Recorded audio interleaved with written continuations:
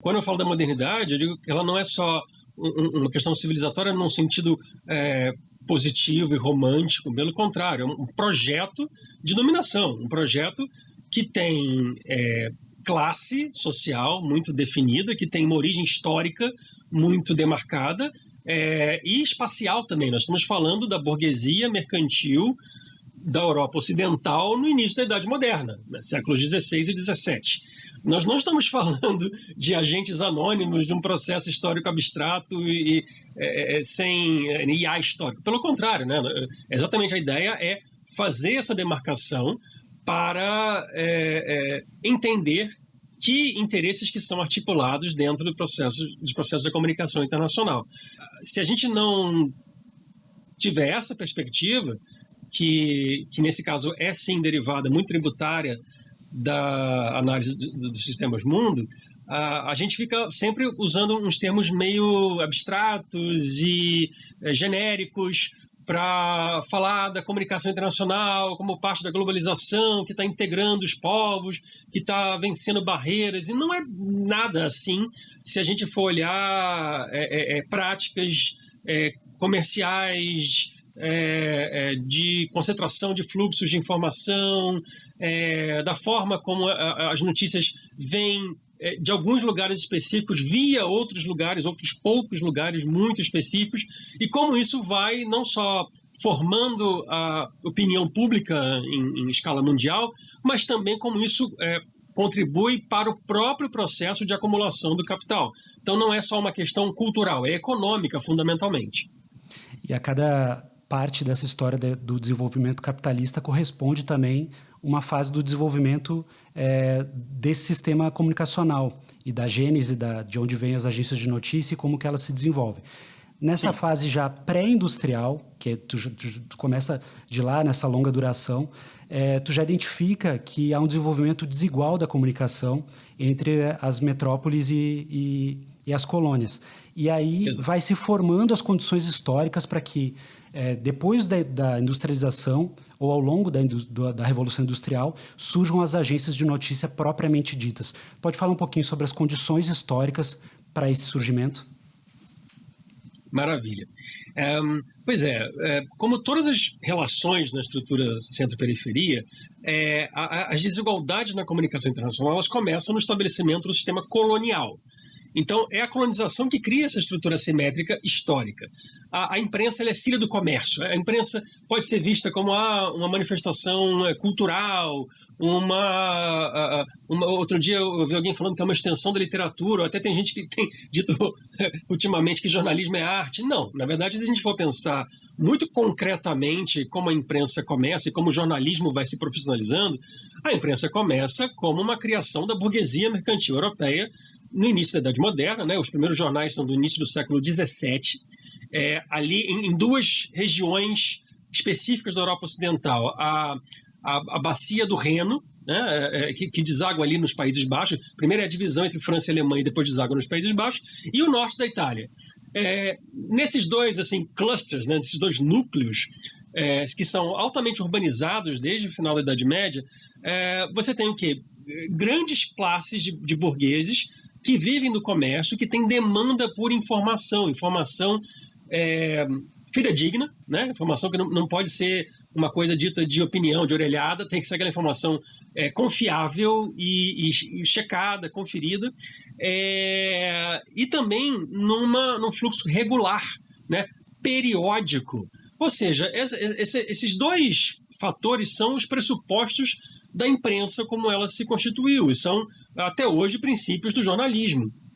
E aí, essa mesma classe social, que, por criar uma demanda, né, deu origem à constituição da imprensa, é a mesma classe social que empreendeu a colonização. Né? São os mesmos burgueses que criaram as companhias das Índias, né, orientais e ocidentais, as companhias majestáticas de monopólio comercial no mercantilismo, né, são os investidores, né, por exemplo, os burgueses das cidades das Províncias Unidas da Holanda, né, do que viriam a ser as cidades do norte da Itália, que depois só no século XIX se unificaram ao reino italiano. Então isso não é coincidência, essa expansão da imprensa, né, dessas zonas da Europa Ocidental, para as áreas colonizadas, né, primeiro a América, depois a Ásia e a África, ela segue a mesma demanda e a lógica comercial se mantém nessa expansão. E entre essas práticas tecnológicas que têm um impacto imenso no fazer jornalístico, está o telégrafo elétrico, tá? Que se desenvolve no finalzinho da década de 30 do século XIX e começa a ter uma aplicação comercial nos anos 40 do século XIX, e daí se expande primeiro na Europa Ocidental e depois prioritariamente para onde? Para onde as potências da Europa Ocidental tinham interesses coloniais. Esse pioneiro, né, o Charles-Louis Havas, Havas com H-A-V-A-S, ele de fato teve o seu mérito pessoal, mas ele estava inserido num contexto, né, que é esse contexto de industrialização da imprensa, de demanda do nascente capitalismo financeiro por esse serviço, não só mais em fluxo regular, como os jornais, né, periódico, mas em tempo real. Isso assim, é uma aceleração do tempo que o telégrafo elétrico permite e do qual as agências se aproveitam para montar um novo modelo de negócios. E a partir daí você tem o Bernard Wolff, que trabalhou com a Havas em Paris, né, era um prussiano, vai para Berlim e funda a agência Wolff. O Paul Julius Reuter, que era também prussiano, que trabalhou com a Havas em Paris, vai para Londres e funda a agência Reuters, né? A Havas não existe mais, ela foi transmutada na Segunda Guerra Mundial em agência France Press, que existe até hoje como AFP. Então, assim, essas grandes empresas, grandes agências, elas são frutos exatamente desse processo de industrialização da imprensa, acelerado por uma demanda do capitalismo financeiro. Do outro lado do Oceano Atlântico, nos Estados Unidos, pela mesma época, 1946, por aí, é fundada a primeira cooperativa de jornais associados em Nova York, que vai mais tarde ganhar o nome de Associated Press, AP, né? Que é outra das grandes agências mundiais hoje em dia. E aí, todo esse processo, ele se adere à lógica imperialista de expansão do capital, de exportação do capital, inclusive, mas também é instrumentalizado por ele, né? Ou seja, se não houvesse a expansão do cabeamento do telégrafo elétrico no momento em que ela aconteceu, décadas de 60, 70, 80 do século XIX, o próprio imperialismo teria sido diferente, né? Eu costumo dar um exemplo das revoltas coloniais.